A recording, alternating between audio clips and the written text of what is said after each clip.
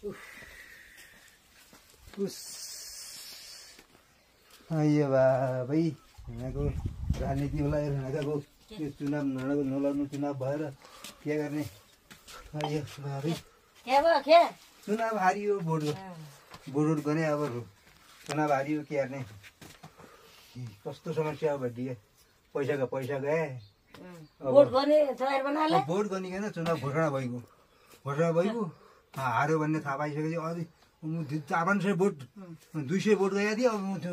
200 हारियो भने म हार खाएर म हँडी कि हारेर त्यही भइगयो त हारियो उसले जितियो बेला यो बेलामा घोषणा भइगयो म त पहिल्यै हँडिएँ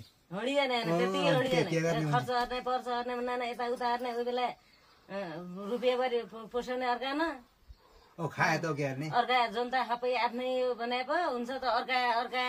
उ ल्याए पो हुन्छ त आफ्नै मात्रै मेरो पार्टी हो भनेर आफ्नै पार्टीका मात्रै बनाउने आफ्नै भाइ बहिनी आफ्नै उ गर्ने अर्का सबै गाउँभरिको मान्छे भाइहरू पनि त ल्याउन सक्नुपर्छ त अर्का पार्टीको अर्को मान्छे अर्को भाइरो मान्छे पनि बनाउनु पर्छ भाइरो मान्छे बनाउनेर आफ्नो पार्टीको त बनाउनु पर्यो भने त आफ्नो घरभित्र भाइ हेर्ने आफ्नो पार्टीको मान्छे आफ्नो पार्टी मात्रै हेर्ने तब हुन्छ अब के हेर्ने पार्टीको निर्देशन त्यही आफ्नो पार्टीको काकाले उही बेला भोट काका कतिले दिथे त्यो हेर्नु परेन दिथे त अब कतिको पुर्याएको थियो कतिको सत्र लगाइसक्यो नि सत्र लगाइसक्यो नि अब के गरौँ त बड्डियो अब ठुलो ठाली मान्छे भइया अब म त्यो के भर्सा गर्यो भने नगरी क्या भयो त भ्रष्टाचार आफ्नो मात्रै हेर्ने आफ्नै मान्छे हेर्ने आफ्नै गाउँ घर हेर्ने यस्तो भयो त बाहिर पार्टी नहेर्ने मैले यस्तो पैसा त भर्सा त गरेको यो बड्डियो मैले उता पार्टी छोडियो नि त मान्छे यता पार्टी आइए मैले भर्सा गरेको यौँ नि त उही बेला अब जसमा अब ऊ पनि कोहीले सिफारिस गर्दा मैले पैसा खाने काम भयो पहिलो उपभोक्ता समितिमा आउने बेला खायो चुनाव लड्ला पनि बनायौँ त अर्को चुनावमा चाहिन्छ भने खायौँ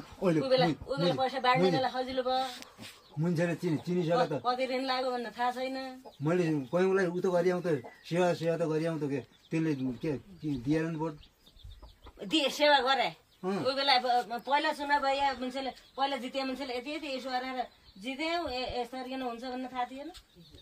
त्यही त अब के गर्ने पहिला चुनाव जितिएन सब त्यस्तो भयो त तिनले पनि पैसा खायो भने दिएर नि क्या उही बेला पैसा नखाए भएकिदिन अन्त त्यो केही काम पैसा जे कामहरू पैसा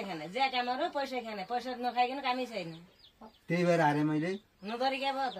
ओहो बस अब हिसाब किताब कति भयो त्यो हिसाब किताब बस कति खर्च 50 लाख भयो कति भयो बसिकन के गर्ने 50 लाख गइगयो खर्च सबै हिसाब गरिएको छु मैले 50 लाख भयो ओहो जब यस्ता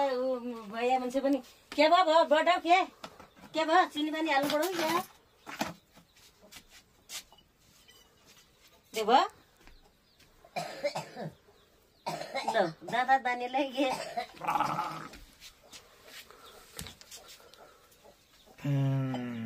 यस्तै हुन्छ अलिकति मुटु ठुलो नरिया मान्छे यस्तो हुन्छ यस्ता पनि चुनाव जित्ने अरे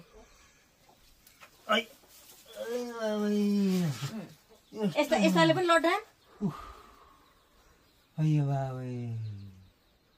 त्यत्रो पैसा खर्च भयो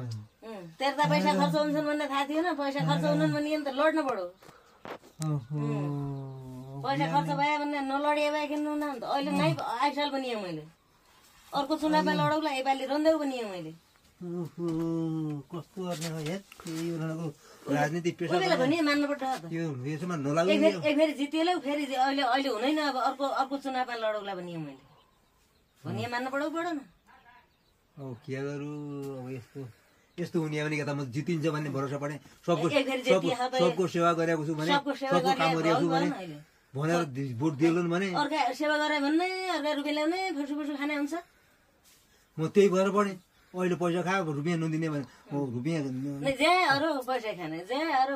अलिक यति नाम लेख्दै त कहिले भन्यो भनेपछि पैसा खाने अर्को थो गर्दै भन्यो पैसा खाने अर्को थो गर्दै भन्यो पैसा खाने यति झगडा मिलाइदियो भने पैसा खाने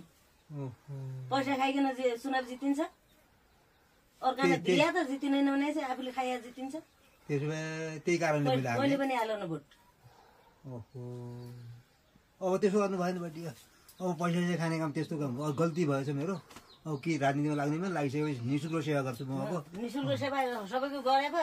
गरिए त मान्छे हुँदैन अर्कोतिर अन्डान भनेपछि सबको पैसा फुसु फुसु खाएपछि हुन्छ अब के गर्ने त अब भयो योपालि यस्तै भयो अब के हाल्नु दियो ल अब चिन्ता मानी के हार्ने म त फ्यान्टो भइगएछु त के गर्नु अलिकति